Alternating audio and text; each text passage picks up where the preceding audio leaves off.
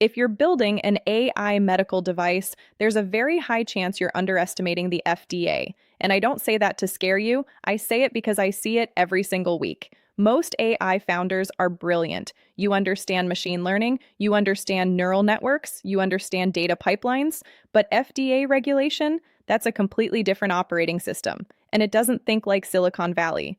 The first mistake I see is this: it's just software.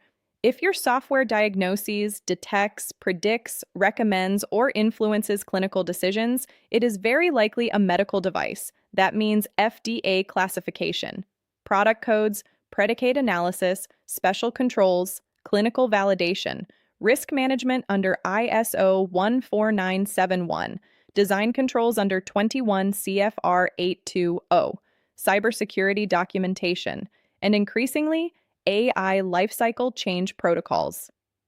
This is not a landing page approval. It's a regulatory submission that can take months, sometimes longer. The second mistake?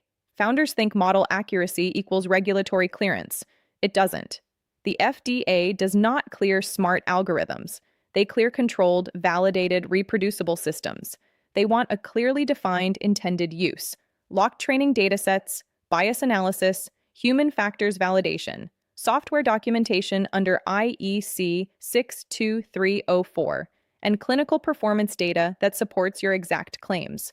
If your pitch deck says 95% accuracy, but your validation study doesn't support your intended use, you have a problem. The third mistake is thinking, we'll build fast and fix compliance later. In AI medical devices, compliance is not a layer you add at the end. It's architecture. If you don't implement design controls from the beginning, you will rebuild your documentation, rebuild your risk file, rebuild traceability, and sometimes even rebuild the product. That costs more than doing it right up front. Now, here's where it gets even more complex.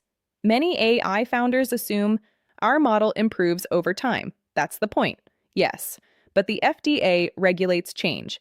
If your algorithm adapts post-market, you may need a predetermined change control plan. You may need to define locked versus adaptive components. You may need revalidation triggers. AI in healthcare is not ship updates whenever. It's controlled modification under regulatory oversight. And here's the bigger issue.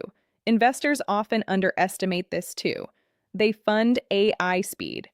But FDA clearance runs on evidence, controls, and documentation.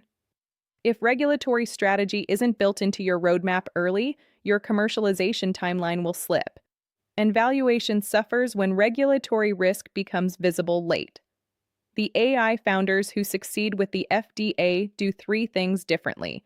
They define intended use precisely, early. They integrate design controls during development.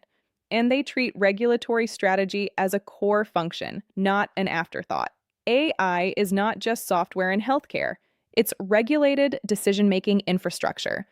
And the earlier you respect that framework, the faster you move through it.